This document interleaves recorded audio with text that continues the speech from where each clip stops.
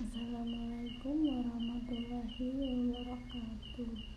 Innal hamdalillah nahmaduhu wa nasta'inuhu wa nastaghfiruhu wa na'udzu billahi min syururi anfusina wa min sayyiati a'malina.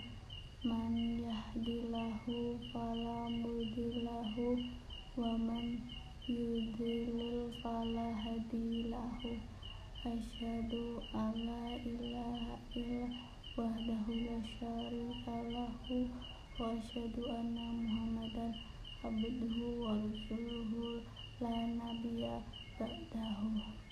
Allahumma sholli ala sayyidina Muhammadin wa ala alihi wa sahbihi ajma'in.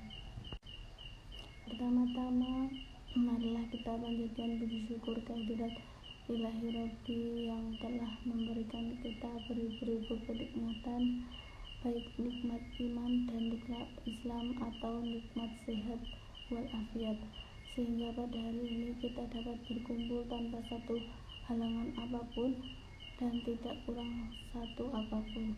Kepada yang terhormat Ibu dosen dan temanku semua yang berbahagia, sebelum memulai marilah kita aturkan syukur kita kepada Allah SWT yang tiada henti memberikan rezekinya kepada kita semua yang ada di sini.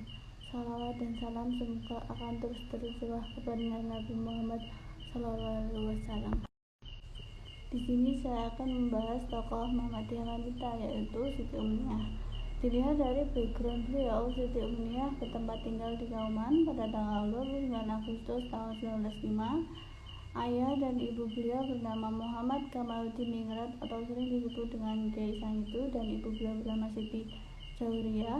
Beliau bertempat tinggal di Pendopo Tabligh, tempat di mana Kiai Haji Ahmad Dahlan menetapkan Muhammadiyah sebagai organisasi gerakan pada tahun 1911. Background pendidikan beliau yaitu di SD Muhammadiyah Pawiyatan pada tahun 1919 dan Al-Qasimul Aqra, sekolah kader Mubalikah dan guru agama Muhammadiyah. Karya beliau adalah menciptakan syair perlawanan penjajah Belanda dengan bahasa Arab. Terhitung sejak tahun 1914 pasca peralihan jabatan Hofpanghulu dari Muhammad Khalil Kamaluddin Ningrat ke Muhammad Kamaluddin Ningrat atau Kiai Sangitu, gerakan Muhammadiyah mulai memasuki bangsal priai, bangsal yang sebelumnya dianggap tabu dikunjungi warga awam. Kiai Sangitu adalah penghulu yang mengizinkan bangsal priai digunakan setelah beliau menjabat sebagai kepala penghulu. Sejak itu, bangsal priai dipakai untuk menggemblengkan kader Mubalik Muhammadiyah. Di bangsal ini pula berlangsung kegiatan belajar khusus anak-anak. Bagian inilah yang kelak disebut Bustanul Atfal, yang dirintis oleh putri satu-satunya, yaitu putri Kiai Sangitu, Siti Ummiyah. Kiai Sangitu merupakan teman seperjuangan Kiai Ahmad Dahlan. Kiai Sangitu diangkat menjadi penghulu ke-12 pada tahun 1914 dengan nama kehormatan Kanjeng Kiai Penghulu Muhammad Kamaluddin Ningrat. Inilah awal Kiai Sangitu berperan aktif dalam membangun gerakan Muhammadiyah dalam bangsal priai. Putrinya mendapat didikan langsung dari Kiai Dahlan. Kiai Dahlan pula lah yang menganjurkannya memakai kerudung yang saat itu berbahan kain songket khas Kauman. Siti Ummiyah adalah murid Kiai Dahlan selain Siti Munjiah dan dikaderkan di sekolah agama. Hasil didikan Kiai Dahlan dan istrinya pada Siti Ummiyah bisa dilihat dari kiprahnya di Siswa Praja Wanita SPW, yaitu belakangan berubah menjadi Nasyiatul Aisyah atau NA pada tahun 1931. SPW adalah kumpulan remaja putri oleh anak-anak perempuan dari Kauman yang mulai dibangun pada tahun 1919. Bagian kegiatan kumpulan ini termasuk berpidato, mengaji, berkumpul berjamaah, sembahyang subuh, dan beberapa kegiatan lainnya. Pada 1924, Siti Umniyah bersama teman-temannya mendirikan Taman Kanak-kanak Embryoteka Aisyah Bustanul Atfal.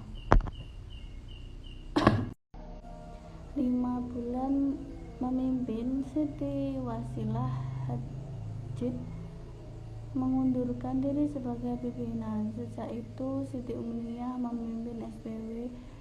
Markas SPW yang sebelumnya berada di rumah yang kelak jadi musola Aisyah berpindah ke belakang rumah Siti Umniyah setelah SPW dipimpinnya.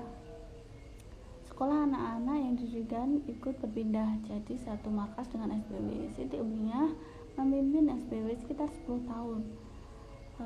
Tampuk kepemimpinannya beralih pada Zulhijjah pada tahun 1929. Mulai tahun 1940, Siti Umniyah membuka asrama di rumahnya. Kegiatan itu sempat berhenti ketika terjadi agresi militer kedua Belanda yang membuat Siti Umniyah mengungsi ke Banaran Selatan Yogyakarta. Di Banaran bersama putri bungsunya Amzah, Umniyah bergabung dengan penerangan mobil yang bertugas mengobarkan semangat perjuangan melawan Belanda. Asramanya berjalan setelah keadaan mulai tenang. Kesimpulan yang dapat kita ambil dari biografi Siti Umniyah adalah kontribusinya dalam dunia pendidikan, terutama sebagai tokoh wanita muhammadiyah.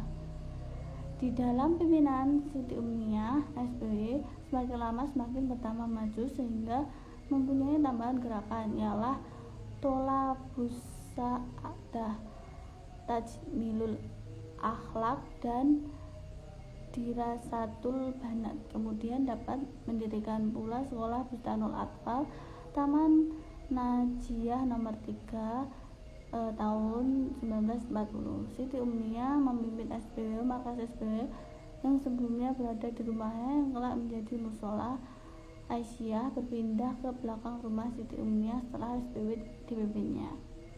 Demikian pidato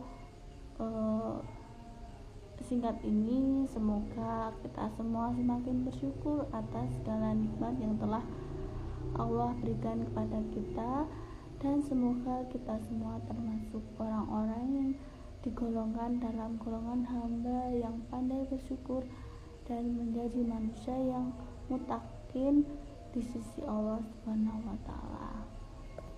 Cukup sekian yang dapat saya sampaikan. Terima kasih banyak perhatiannya. Wassalamualaikum warahmatullahi wabarakatuh.